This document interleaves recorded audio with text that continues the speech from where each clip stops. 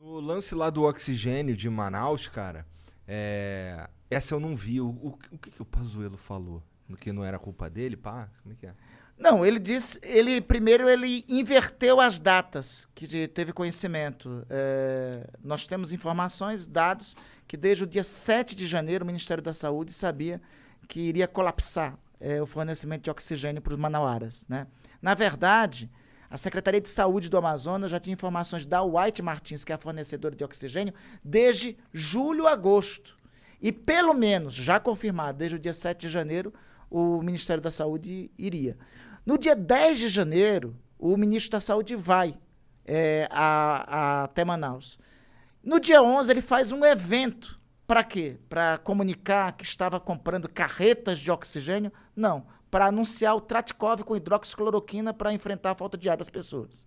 Né? Caralho. O primeiro carregamento, olha só, foi necessário, foi preciso, veja o constrangimento que o Brasil teve. Algumas das primeiras quantidades de oxigênio que chegaram de Manaus foi da Venezuela.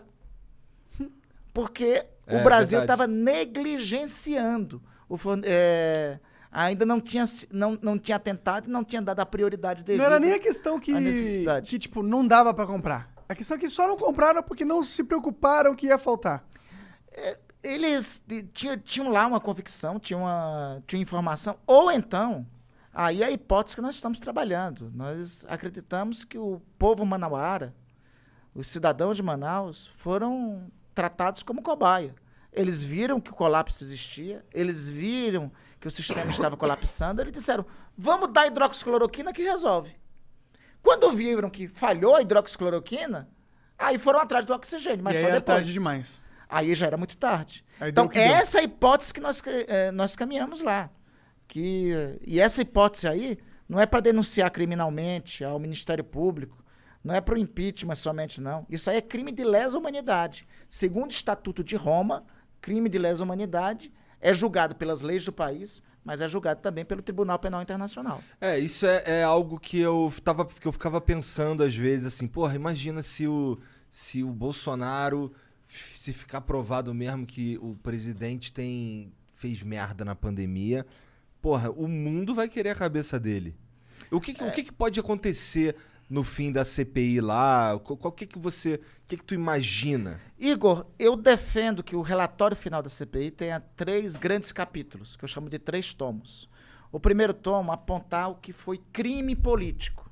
Crime político está na Constituição, artigo 84, né? É o chamado crime de responsabilidade. Quem é que julga crimes de responsabilidade? É a Câmara dos Deputados, né? Então tem uma primeira parte de caracterização disso, que manda para a Câmara dos Deputados com o juízo de admissibilidade do presidente da Câmara, que é o deputado Arthur Lira.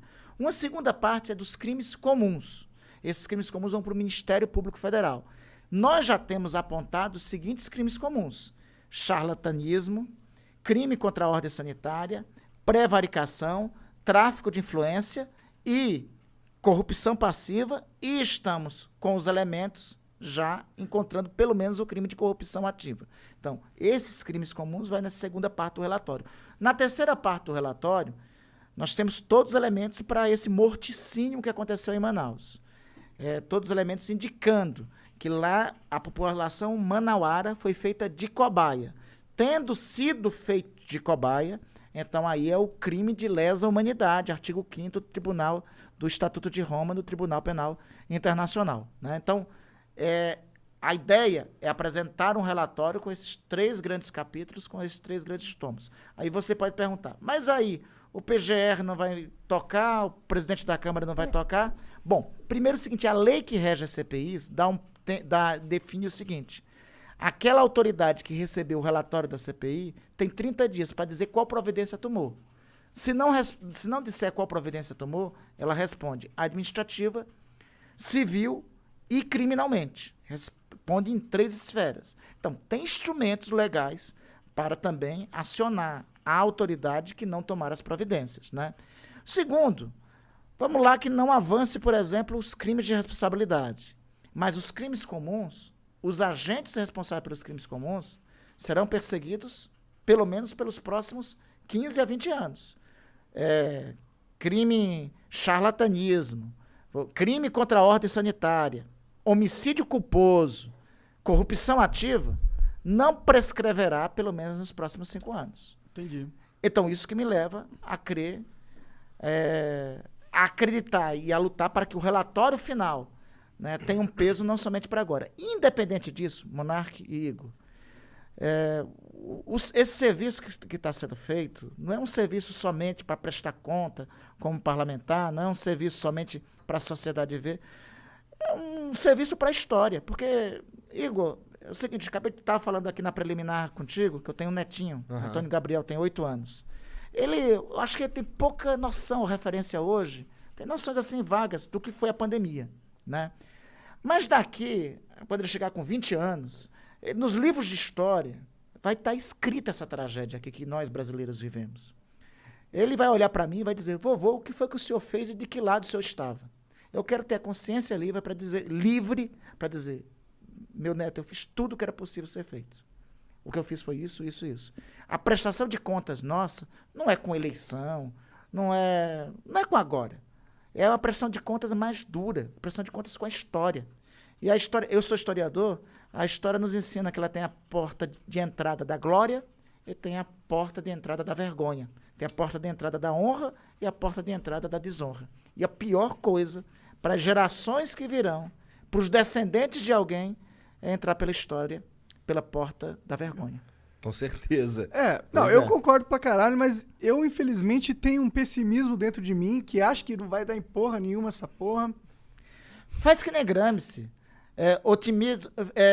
Tem o pessimismo da razão, mas também tem o otimismo da vontade. É isso que nos alimenta. Assim. Tem um negócio que alimenta todos nós humanos desde que a gente existe. Que é a comida. Também. A comida alimenta todo dia. É comida e esperança. A comida alimenta o corpo. A esperança alimenta a alma. Né? Se tu não tem esperança nas coisas, se tu não tem o chamado otimismo da vontade, diz, não, pô, hoje foi um dia ruim, mas amanhã vai ser melhor, né? Pô, hoje a pizza veio ruim, essa parece que tá boa, né? Mas amanhã, mas amanhã vem uma pizza melhor, vou escolher de outra. Então, a esperança é isso, é que faz a gente caminhar, né? A gente seguir em frente. Tá, tu diria, e assim, sem querer dizer nada, mas você imagina que vai sair muita gente aí incriminada da CPI? Eu acho que vai. Hoje eu tenho elementos para dizer que tem muita gente. Eu até recomendo alguns que vão depor lá. Eu vejo que alguns vão lá no depoimento e tentam proteger alguém que está acima, né? Tenta proteger outro. Eu olho para o cidadão ou para a cidadã que está depondo e disse, por exemplo, tem uma cidadã, uma jovem muito competente, inclusive, que é dessa empresa, da Precisa, da Precisa. E ela foi depor na CPI e eu disse para ela, minha filha, tente colaborar, porque aqueles que nesse momento aqui, aqueles que você está protegendo, no momento final, vão lhe abandonar. Vai acabar sobrando só para você. Né? Eu tenho dúvidas, assim, em relação ao presidente da República. O presidente da República tem o presidente da Câmara para protegê-lo. O presidente da República hoje tem o PGR que o protege. Mas uma moça com a carreira promissora de 29 anos, o relatório da CPI vai para o procurador da República do Distrito Federal e vai tocar, e vai responder uma ação penal. Né? Quando, ao passo, estes que vão lá colaborarem, né, a responsabilidade deixa de ser destes. Né?